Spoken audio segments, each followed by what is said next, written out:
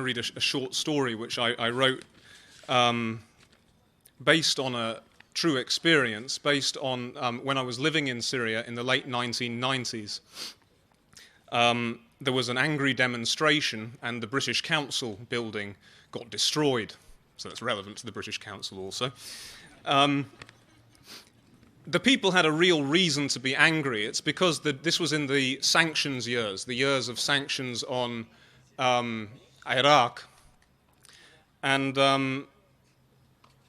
during those years, every so often, the Americans and the British would bomb Iraq and kill Iraqi civilians. So the people were genuinely angry about this. However, the demonstration was a false demonstration. It wasn't a real thing because it was organized by the regime. They were really exploiting the people's anger in order to make their own political point. So the story is about that. It's called The Screen.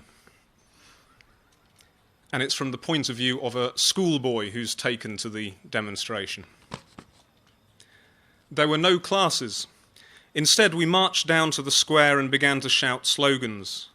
At first, the teachers led us, but soon we got into a group with no teachers and we could shout what we wanted. Ya Blair, ya Haqir, dammak min dam al-khanzir. Oh, Blair, you are mud, your blood is swine's blood. It was hard to say the words because I was laughing so loud. Muhammad squashed his nose with his finger and oinked like a pig. Ya Clinton, ruh Amerika, hal mushkiltak ma Monica. Oh, Clinton, get to America, solve your problem with Monica. It's good, isn't it? And that's not me, that's them. I heard them chanting that.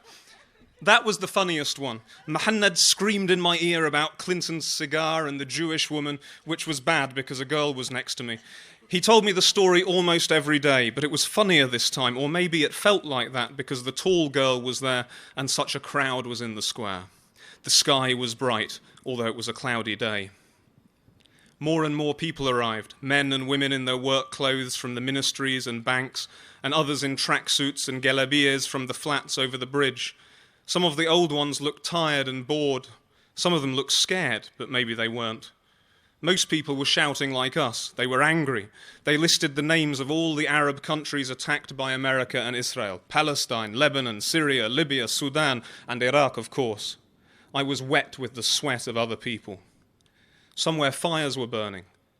Something in the atmosphere had changed, apart from the smoke.